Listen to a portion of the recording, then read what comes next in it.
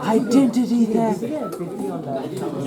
Identity theft is not a violent crime. Okay. Basically, agreed to study 50%. Actually, I suppose that's implied.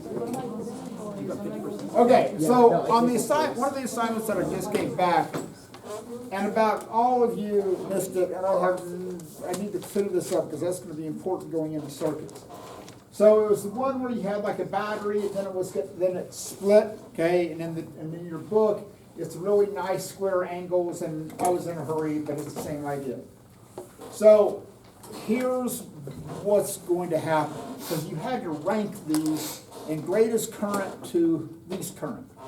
So if you can don't worry about this one over here. We'll talk about the single circuit in just a second. So here's a battery, okay? It's coming out. You have all of the resistors are the same. They're 10 ohm resistors. And it's it's like an 18 volt battery.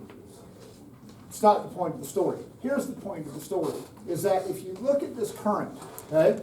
So right here in the middle, no matter where I move that, whether it's the top or whether move it down here, notice that is 1.8 amps.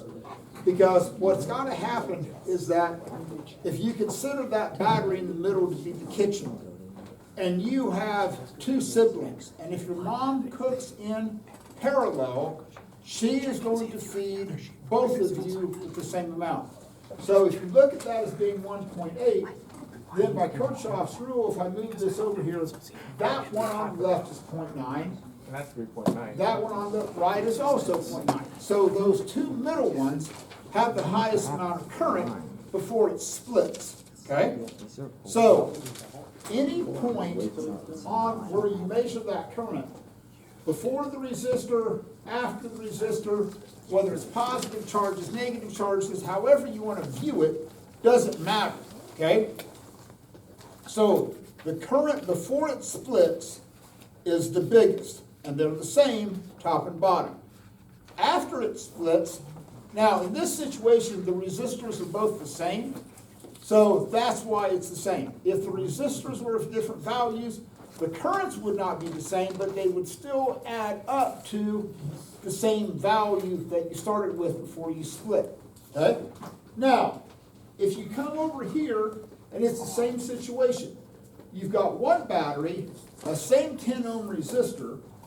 So if I come over here and measure that current, that's also 0.9 amps. So I've got 0.9 amps here, here, here, anywhere.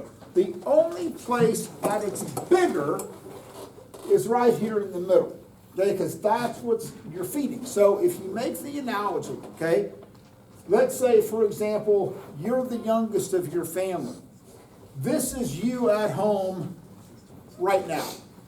Your mom is just feeding you, okay, and that's 0.9 apples per second, whatever you want to think of it in terms of food, okay? So she's just feeding you. Now, college is over, it's May, sibling comes home. Mom still wants to feed you at 0.9 amps, okay? So this is still going to be, so if I move this over here, you'll notice that this, over, is still 0.9 amps. Hey, I still want you to have the same amount of food. But now, the sibling comes home, and if your mom cooks in parallel, your sibling is also going to be getting the same amount of food that you do. But what's going to happen to the amount of food flowing out of the kitchen? It's going to increase. Yeah, it's going to double because your mom cooks in parallel. Okay? So because your mom cooks in parallel, unfortunately, you're going to run out of food faster because of the fact that your mom is feeding both of you. But later on, you'll see the advantage of this is, and this is also true with like human relations, that's going to decrease the resistance because of the fact that, oh, since you're both being fed the same amount, you don't have to like fight over the food, so the resistance between you and your sibling will go down. It's like, oh, everybody's getting the same amount of food. Now, later on, you'll see if your mom cooks in series, what would happen, I would take that resistor and I would put it right here. So if your mom cooks in series, then the food's gonna last longer, but there's gonna be more resistance between you and your sibling because y'all are gonna have to fight for the same food, okay? So that's why literally when I developed that analogy is when I was teaching in Africa, starving children, thank you, Cohen. And Cohen and I just had this discussion earlier, and he said, oh, think of the starving children. I said, okay, I'm probably the only member of staff in this entire district that is, you cannot say that to about starving children in Africa. Been there, done that, okay? So, and if I taught it that way, the kids go, oh, teacher, you know, and I would ask them, does your mom cook in parallel? Does your mom cook in series? It's like, oh, okay, cool. So they got that. So that's why I've always stuck When you with originally that. said that, I mean, it sounded like I was responsible for the kids starving in Africa. Well, you are. I mean, you are though. Well, there is a good cause and effect joke. So anybody know who Bono is? No. Yeah, you too. Yeah, lead singer for U2. Okay, he's very active in treatment of AIDS in Africa. And this is a joke, so just preface this, okay? Is that really true? No, it's a joke, okay? Because some of you just don't take this literally. So the joke is, Bono is giving a concert for AIDS research. And the crowd goes silent and they darken the lights and there's just a spotlight right on Bono. And he starts clapping his hands like this, okay, for rhythmically. Crowd goes silent. And Bono goes, every time I clap my hands, a child dies in Africa of AIDS. And somebody drunk in the crowd goes, quit clapping your hands! So there's a situation where it's not cause and effect. Okay, so let's talk about, let me fire up the lights and switch this back What over. have you done? And we'll talk I about the did not do assignment anything. I'm from completely listening. My yesterday. computer was put away. Quit clapping your I hands. was looking at it. Not for long. She has been for 72. Quit Let's killing just apply children this in story. Africa, Cohen. The A. I had C Rachel. Guys, we should applaud a good story. How many times have you seen it? Just third one. Just third one. Cohen's killing so many children. Work right. Wait, what was it? Okay, so there's. I originally had it. Because it's the same vibe. That's. Every 60 seconds that pass here, a minute passes after.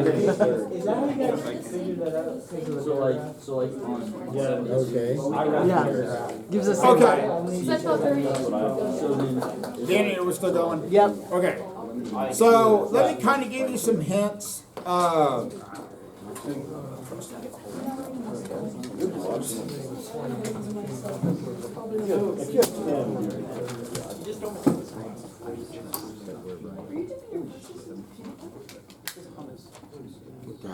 same answers on everything except 51.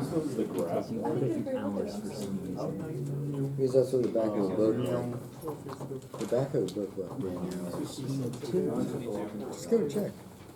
No, it's Okay, I believe. so this is kind of where physics meets biology. I didn't know if I was searching. And on this question about number 50, about the ion channel opens, okay?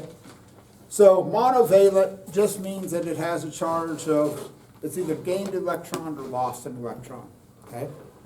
So one of the things that's cool, and a number of things cool, that about humans or living organisms in general, is that you have the capacity to receive feedback from the outside world.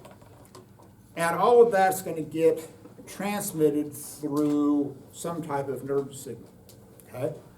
And so the question is like, well, how does that nerve signal travel? So like, okay, hey, you put your hand on that block of wood. Okay, it feels a little cool. Okay, what's the mechanism for that? How does you putting your hand on that block of wood, how does that feel cool? But if I put my hand on this piece of metal here, it feels even cooler, okay? And here's the weird thing is that these are both at the same temperature. The block of wood feels warmer, the metal feels much colder. Anybody know why? Heat transfer rate. Shh. Andrew, Heat conductivity, whatever, no, that is Oh, not. no, you're good. It, spreads out the heat, so it's. Which more- one? Of the metal would spread it out faster, so it would feel cooler. Kind of, you're about 80% of the way there. Okay, would you all agree that they're at the same temperature? They've both been in this room a long time. Yes. Okay, they're both at the same temperature. Would you agree that my hand, because these are at about 70 degrees, okay? My hand is about, in Fahrenheit, my hand would be about what? 98.6. About 98, okay? So let's make it simple. Let's say this is 70 and this is, and my hand is 98. So there's about 28-degree temperature gradient, right? So I put my hand here at 70 degrees and it feels a little cool. I put my hand on the metal here, it feels much, much, much cooler. So it has to do with the rate at which the energy is transferred. So in both situations, here's my hand, okay? And then you've got the block of wood, and then you've got the pipe. Metal is a good conductor of thermal energy, right? So when I put my hand on here, that heat is transferred very easily from my hand. Now here's the million-dollar question. What is that mechanism? What allows you to feel that it's cold? Nervous system? Now that's the big picture. But what's the actual mechanism? When I put my hand here, how does my hand feel coolness? The rate at which the heat leaves your hand. But what's heat? The average kinetic energy of the particles of your hand. Okay? So what's happening to the average kinetic energy of the particles in my hand? It's getting lesser. Slower or faster? Is my hand getting slower or faster? Slower. Going? Slide down quickly. But what about the pipe? Increasing quickly and then also increasing the rest of the pipe quickly. But what's the mechanism? You're right. Okay? There'd be conduction, right, when you touch them, But what's conduction?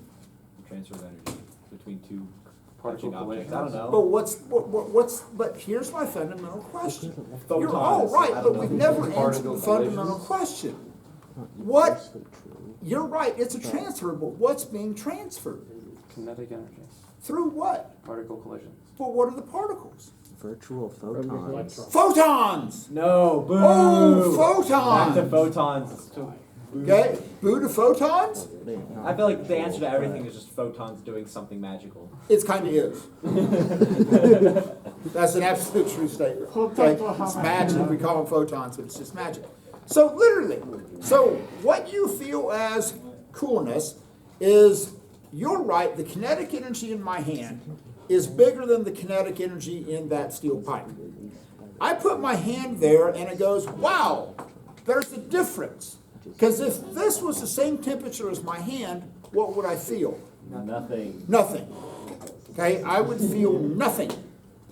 Because it's the exact same temperature. There's no difference in that kinetic energy. So the photons, which is thermal energy, which is heat, is being transferred from my hand to that. Mechanism is photons. But then, okay, great. Photons, thermal energy, is losing my hand and going on to that. But then how do I feel that? More photons. Magic! There you go. So here's my hand, and then here's my arm, and then there's that chunk of gray matter sitting up here. How does that get from there up to that chunk of gray matter? Electrical signals. Ah! What's a signal? Electrons. Okay, an electric field perhaps?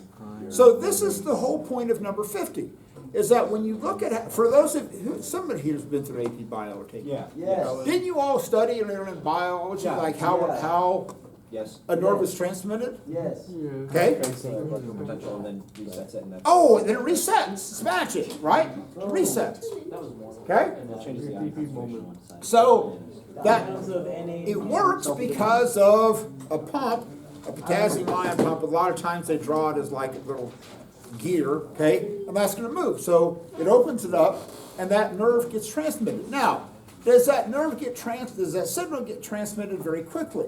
Yes. Yeah, that's a cool thing, right? This is look, I put my hand here, and then a minute later I go, oh man, that was cold.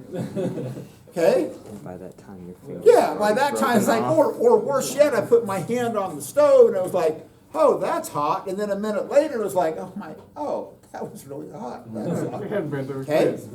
So there isn't a long delay, okay? And even with hearing, it isn't like, hey, we're going to talk about photons. It isn't like I say that, it hits your ear, and then 30 seconds later, Cohen goes, ah, man, photons. All right?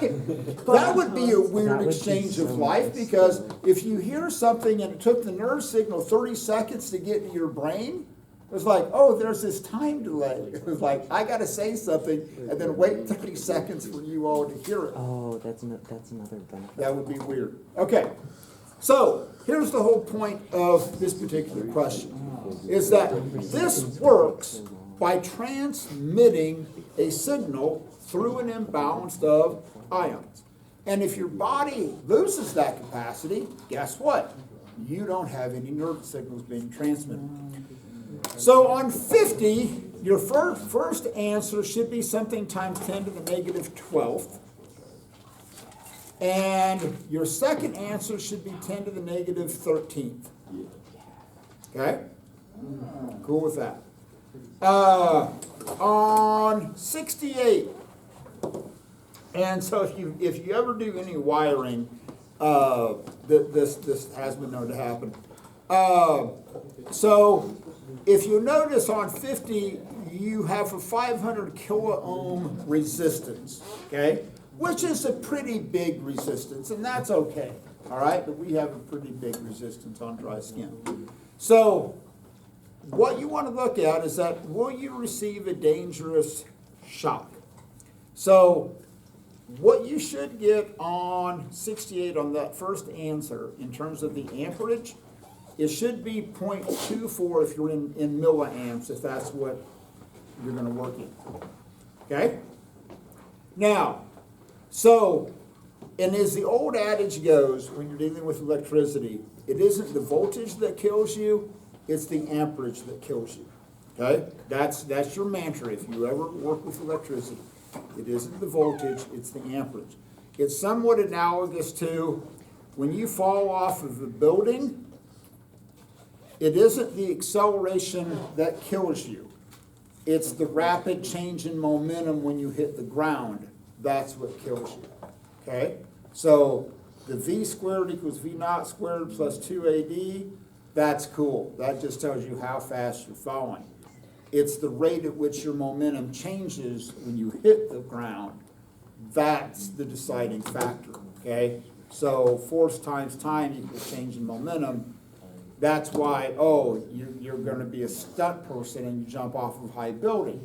That's why they have the big inflatable bags that you land in. Oh, okay, you decrease the rate of change in the momentum. Okay, on 70 through 73, none of your answers should be C. Dang it. Wait, which one? On 70 through 73, none of your answers should be C. That's Can we talk about 70? Hey, so who's right? Hold on. Because That makes sense because it says after, though. Yeah,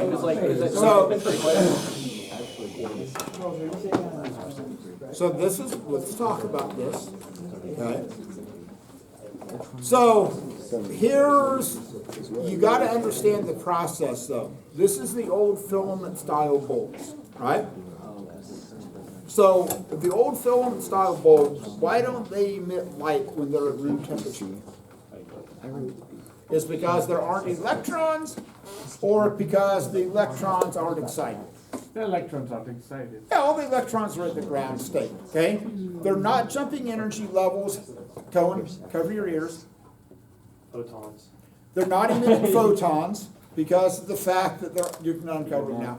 Because they're all at the ground state. So fundamentally, you've got to heat this thing up, create enough thermal energy. It's kind of like with when we cook the hot dog, okay? So you've, instead of like producing light, you run electricity through that hot dog, oh, you begin to create thermal energy and it begins to boil, okay? So just like you think of like a filament, oh, you run enough electricity through it with enough resistance, it begins to emit light because the electrons begin to jump energy levels and we emit photons, okay? So, when you look at, which ones you want to talk about? 72. Okay, so on 72, which of the curves represents the expected variation of current as a function of time in the short time interval immediately after the bulb is turned on? Okay, so here's the story. So when you look at this, and this is immediately after it turns on, and this is current, and this is time, right? Okay. So it's after it's turned on. Okay, so it's been turned on for a while, right?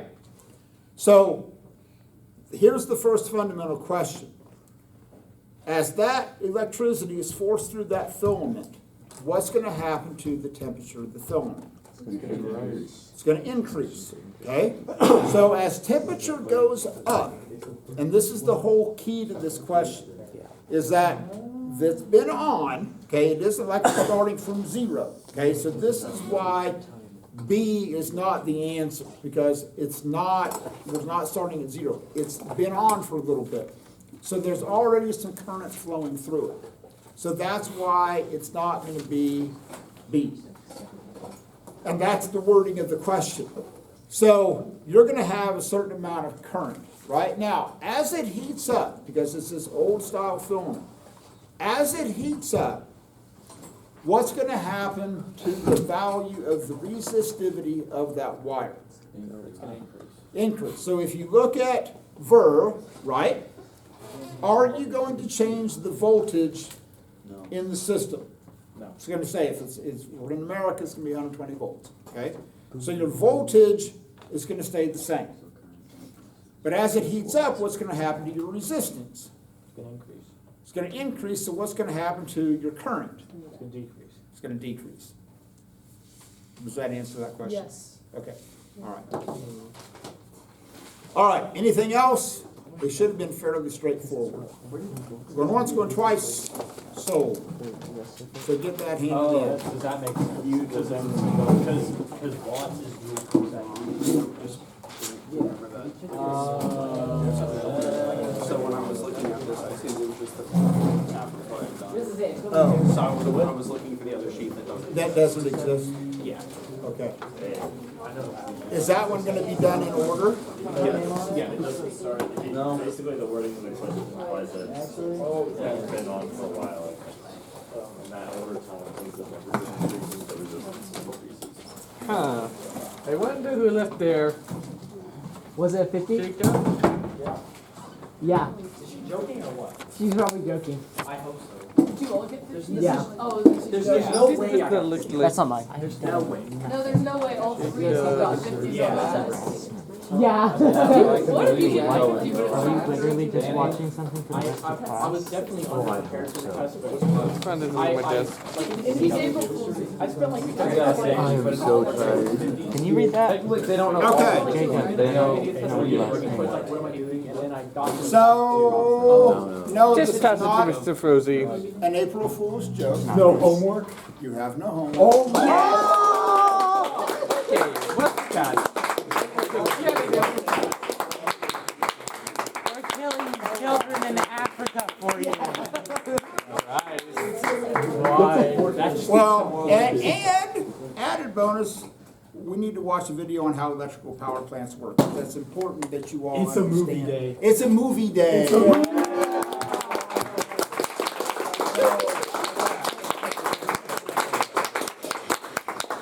It's a win-win. I know I've been working hard, bunch of homework. So it is just, you all do need to understand how power plants work and carry capacity, because that's gonna be relevant to your future, okay? So, it's a win-win situation. No, you have to homework. Yes, it's a video. So, I got count. I should do, but I'm not going to. Movie now. Austin So I got Stone was That's how we go. Hopefully the new season is kicking in.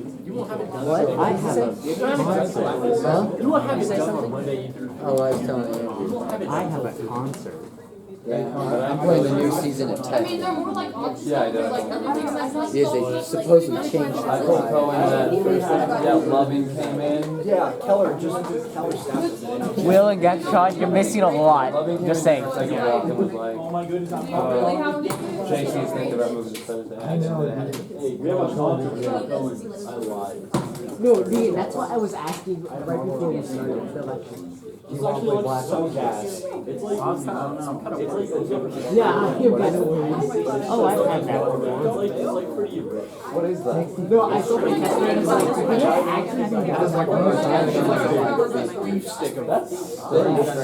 I've had something very similar about Oh, so I have it. I know, when my friends It's like are not here, like like, flavor, that's but it's like. You can get the package open, Cohen. I did it. I did it. I get 50 kills and didn't get ADP.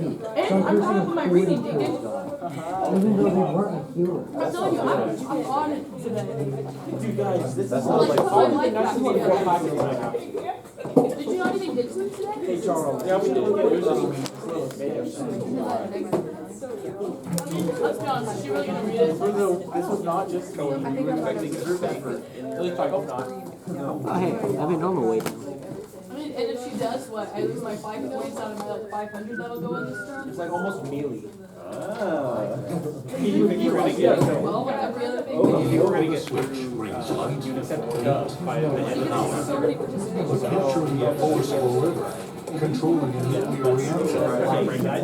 Okay. So this is why this is relevant in terms of how we produce electricity. So a little big picture before we go into the video. So the knock on whether it's wind, solar, whatever, is that it's intermittent, okay? So, and it's a valid argument. So grids have to have what's called a base load.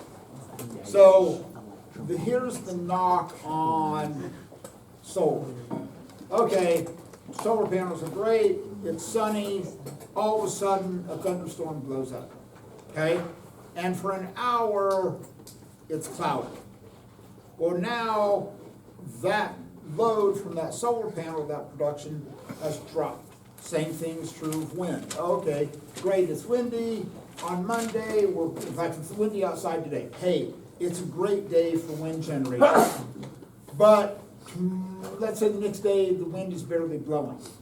And now what do? Okay, so grids have to have a base load because of the fact that when I throw on the switch, I don't want a variation in the electricity coming into this room. It's like, okay, great, we're gonna use solar. Oh, it's a sunny day, I'm gonna have lots of electricity, the lights are gonna be really, really bright, okay? Oh, it's a cloudy day and the lights are barely on, which would be an electrical train wreck on the system. You want a clean, consistent electricity supply. So that becomes the challenge when you begin to add the capacity for houses, schools, whatever, to generate electricity, because the electricity grid was designed where you have one central distribution point, a nuclear power plant, a coal power plant, a gas power plant, whatever that is. And that electricity would only flow in one direction. Oh, okay, it made managing the grid simple because you only had one distribution point and it was easy to maintain that grid. Well, here's the problem with, and I'll admit, here's the problem with hey, you got solar panels here, we got a mobile on Cray Woodman. Then how do you mediate that? Like on a day like today, if it's sunny, temperature isn't bad, we're producing more electricity than we're consuming. That solar array is dumping electricity out onto the grid. Okay, what does that look like? Because now a grid that's designed for electricity to only flow in one direction, now Cray Woodman's dumping electricity out on the grid. This system out here is dumping electricity out on the grid. Then how does the grid manage a backflow of electricity. But then at night, oh, those systems have shut down. Now we have to draw electricity off of the grid. So one of the solutions that holds a lot of potential, no pun intended, is the cost of grid-sized battery storage has dropped dramatically. The same thing with solar is. And so the advantage of grid-sized batteries is that, okay, hey, it's a sunny day today, we're not producing much electricity. We can store that battery in, or store that energy in a battery. Then that battery, if you remember like the capacitor, remember when I cranked up the energy on that capacitor and I stored it and then we connected it to a light? So those batteries in many ways would act like that capacitor, because you would store that energy, that excess energy, whether from the wind, whether it's from solar, whatever, but then you could offload that energy through that battery and use that to maintain the minimum load that's on the system. Cohen? Yeah? I thought you had a question. No, Okay, I'm just putting my arms in my head. okay. Exposing the underarms to photons. Alex? I was going to Citing suggest, myself. why not just simply monitor the grid and then adjust the baseline power plants as necessary? Well, here's, Alex has a good point. Why don't you just adjust the base load of the power plants? But on the traditional power plants, whether that's nuclear, whether that's coal, whether it's natural gas, whatever that is, because it's such a big system, it's tough to ramp that up and down because of the fact that, oh, hey, we'll just shut down the system. Well, the shutting down the system, that's tough because then it's going to take a while to spin that back up. So that's why when you see parts of this video, that's when we talk about how do you maintain that base load. Now, in terms of what we call energy density, in terms of production, solar panels are horrible in terms of energy density production because you have to take up so much space to produce that electricity. Solar panels take up space, it's true. If you put them out on farmland and things like that, that's a knock-on. But one of the things that they're coming out with is what's called modular nuclear reactors, and I think if all goes well, probably by about 2030, certainly within your lifetimes, and probably by the time you guys graduate from college, if it goes like kind of on the trajectory that they're predicting, right now nuclear power plants are horribly inefficient in terms of the designing and building, because every one is kind of like a one-off design. There's no uniformity, everyone is kind of designed differently in terms of the safety measures and cooling and the electricity generation and all that good stuff. So now they're moving to a system where it's like an assembly line type production. They're not going to be as big, but they're all going to be uniform. So what that means is that, okay, hey, there's a bunch of growth happening out in Northwest Wichita. Okay, look at 119th. Okay, hey, all these duplexes have to have electricity. So the advantage of nuclear is that you have a very, very, very high energy production density. It doesn't take much of the footprint. So if they can get these to be modular, literally like if you have here's the knock on AI, speaking of AI, is that AI consumes so much electricity, okay? And the same storing YouTube videos or any of that. Bitcoin is a huge energy waste, okay? Because of the fact that you have to run all of these servers. The same thing is true of running AI. So one of the things that they're talking about is literally like these AI centers where they're generating all the algorithms for it. They are literally going to say, hey, we're just going to build our own small nuclear reactor and use that as the power source for these AI centers. Because that way you're not drawing electricity off the grid just to run AI. So you can say, hey, AI, whatever, write me a paper in Shakespearean language on Romeo and Juliet, okay, or whatever the situation may be. That doesn't come without a cost of electricity. And so hopefully, certainly in the next 5 to 10 years, that's what you see happening, is that you can build these smaller modular nuclear reactors. They're all the same, they have incredible safety features, and you have an incredibly high energy density in terms of being able to maintain that load. But again, this becomes a challenge, because now you're gonna have solar panels, you're gonna have wind, now you're gonna have modular nuclear reactors. And instead of that electricity just flowing in one direction, now you have to rewire the grid where that electricity can flow in different directions that you never had to worry about before. So, keep that big picture in mind as you watch the video.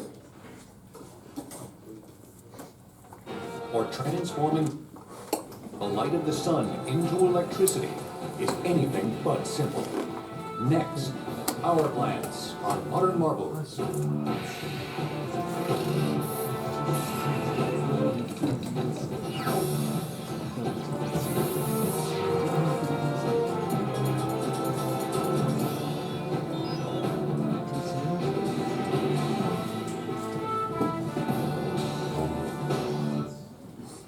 Electricity.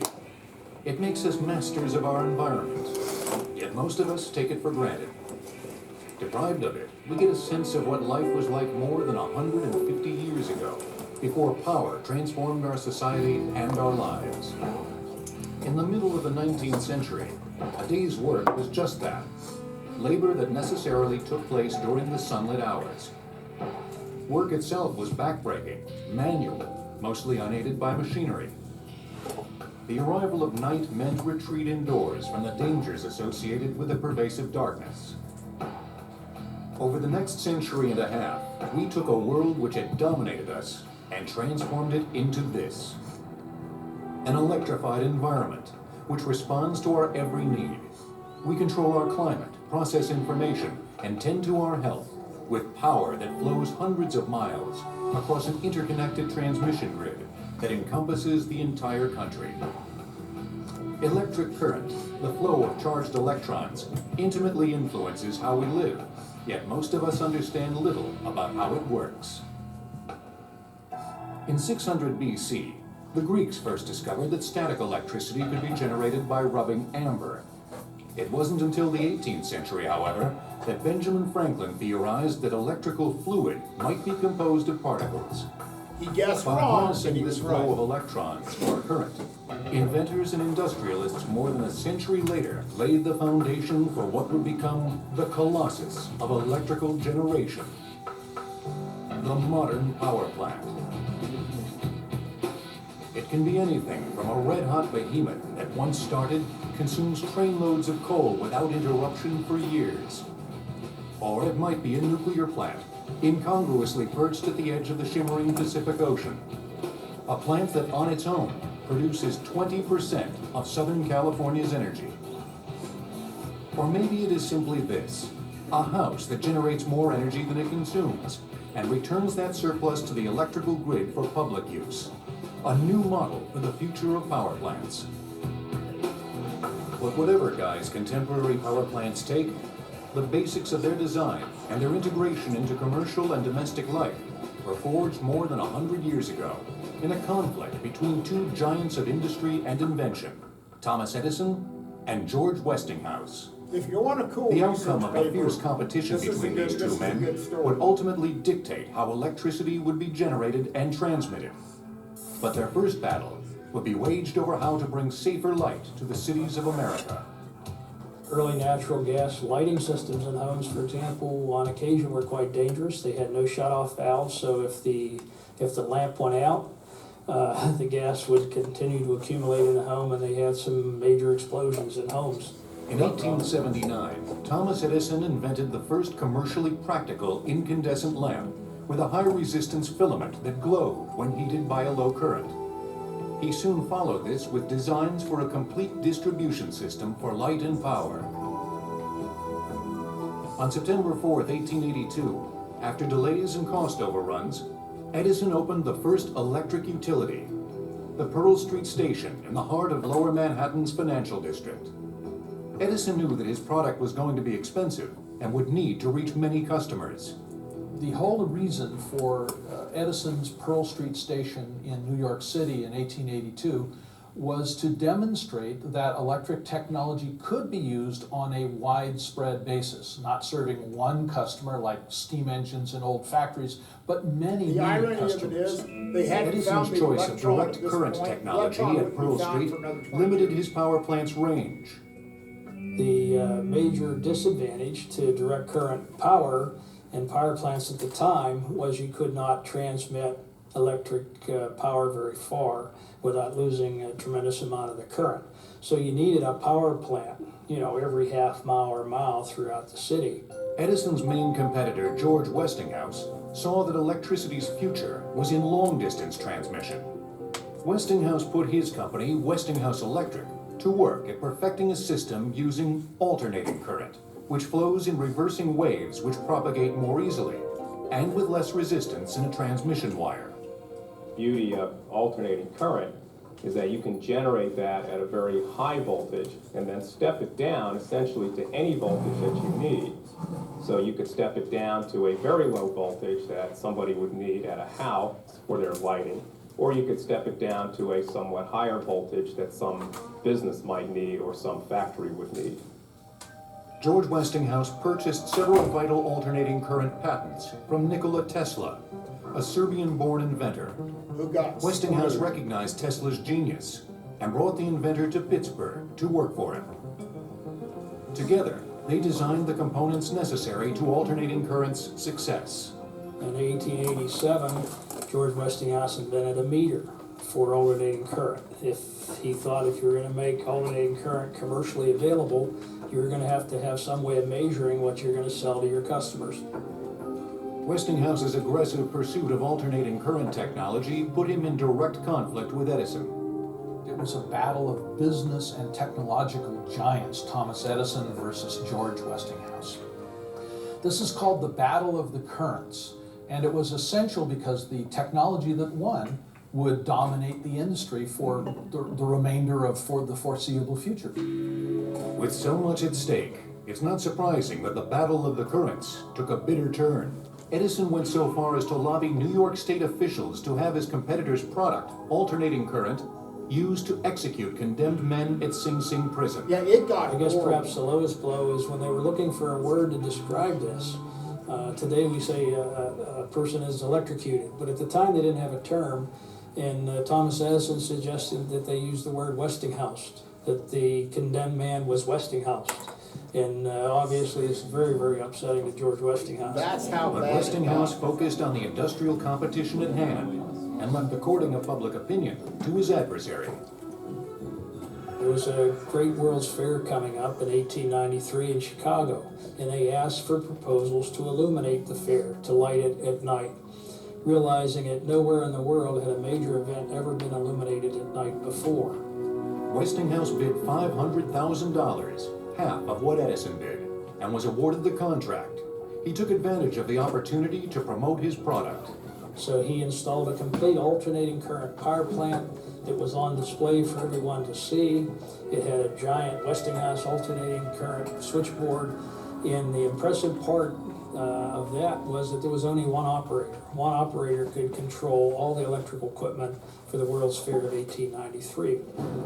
67 million Americans and foreign visitors attended the Chicago World's Fair of 1893. Tesla and Westinghouse made sure that they left the fairgrounds with a good idea of who was winning the Battle of the Currents. Both George Westinghouse and Nikola Tesla realized this was an opportunity to really showcase the potential of alternating current. One display, they had this huge word, power, and at night there were electrical currents, just like little bolts of lightning flashing all around this illuminated word. After this dramatic success, Westinghouse was prepared for his greatest challenge, competing head-to-head with Edison for the right to build the largest power plant in the world. Niagara Falls. For hundreds of years, men had understood that the power of falling water could be converted into mechanical energy, the energy to run mills. But by the 1880s, there was open debate over whether the falls should be harnessed with this old technology or transformed into electricity and transmitted to industry and individuals hungry for power. If we look at Niagara Falls and the potential for generating power, it was obvious to a lot of intelligent men at that period of time that there was a tremendous amount of power in the water coming down over Niagara Falls. If it could be harnessed, it could do great things for industry. The International Niagara Commission solicited plans from leading engineers to design a plant that could transmit electricity to nearby Buffalo's manufacturing interests. This was a dramatic opportunity for George Westinghouse's alternating current system. Ultimately, the decision to choose alternating current, which could be pushed much further distances over transmission lines from the powerhouse, won the day for alternating current. It took from 1892 to 1895 to build the tunnel that would divert the force of the Niagara River to the plant's turbines. During the summer of 1894, electric cranes eased the 29-ton turbines, the largest built to date, into the wheel pits. The turbines were essentially windmill blades that could be driven by the force of Niagara's water. When the plant was finished, water flowed through the forebays and into the penstocks, vertical pipes about 8 feet in diameter, before entering and driving the turbines, which in turn spun rotors beneath the generators. Inside the generator, a magnet spun, creating a magnetic field which induced an electric charge in a casing of copper coils, thus producing electricity. In 1896, the Niagara Power Station began transmitting power 17 miles to Buffalo, New York. But it wasn't until 1901 at the Pan American Exposition on the Buffalo Fairgrounds that the general public was able to witness a large-scale display of the wonder of long-distance electrical transmission. In order to transmit electricity over this distance, transformers at the plant increased voltages to 11,000 volts, 4 times the voltage of an 1891 plant that Westinghouse had built. Inside a transformer, an electric charge passes through one wire coil, inducing a higher or lower charge in another separate coil. Voltages multiply at the ratio of the number of turns in the primary coil to the number of turns in the secondary coil. What the Westinghouse engineers understood very clearly was that large power plants, which could produce large amounts of electricity, which could serve larger numbers of people over a wider area, needed the use of transformers to increase the pressure of electricity, to be able to push it longer distances. The Niagara Power Plant provided not only a technical blueprint, but also an economic model that would be duplicated time and again over the coming century. If you build it, they will come. Heavy industry, in this case, would congregate around a reliable, cheap energy source. There was a fellow in Pittsburgh named Hall who had an early process for the producing of aluminum using electricity. So he moved his company from Pittsburgh to Niagara Falls. When the power became available, that company went on to change its name to